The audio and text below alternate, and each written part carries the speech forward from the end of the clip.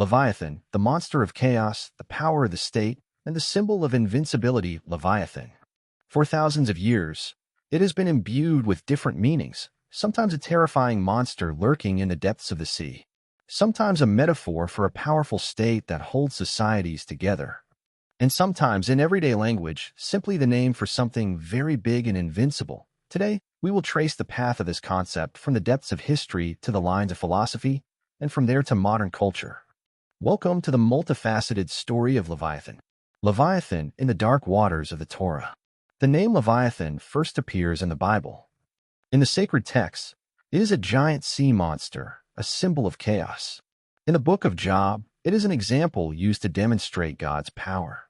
Fire shoots from its eyes. Its scales are like armor. No sword can cut it. The Psalms describe how God restored order by destroying this monster. In Isaiah, it is said that Leviathan will be destroyed by God on Judgment Day. God's struggle against Leviathan symbolizes the triumph of order over chaos. Imagine, in an infinite sea, hidden in depths beyond sight, a being of unimaginable size.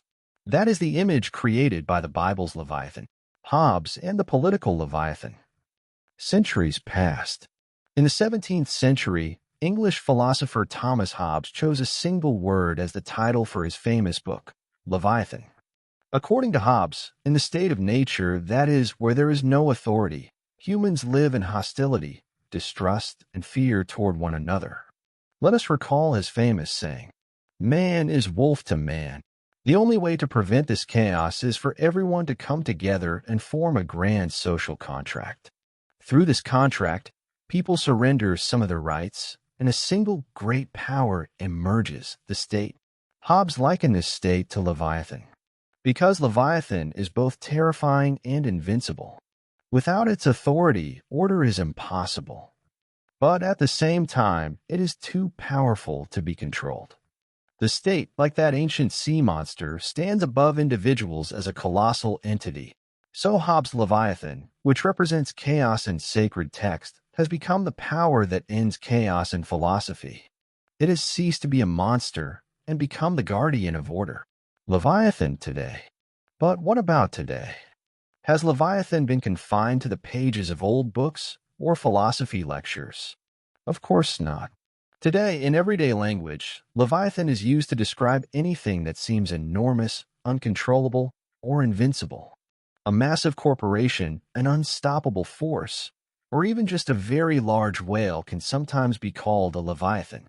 In literature, films, computer games, and popular culture, Leviathan is frequently reborn. Sometimes it appears as a terrifying creature roaming the oceans, other times as a symbol of dark forces. A three-faced Leviathan. Looking back now, we see that Leviathan does not have a single identity. In the Bible, a chaotic, invincible monster. In Hobbes, the state that maintains order but inspires fear. Leviathan has always been a symbol of power, magnitude, and authority that stand above humans.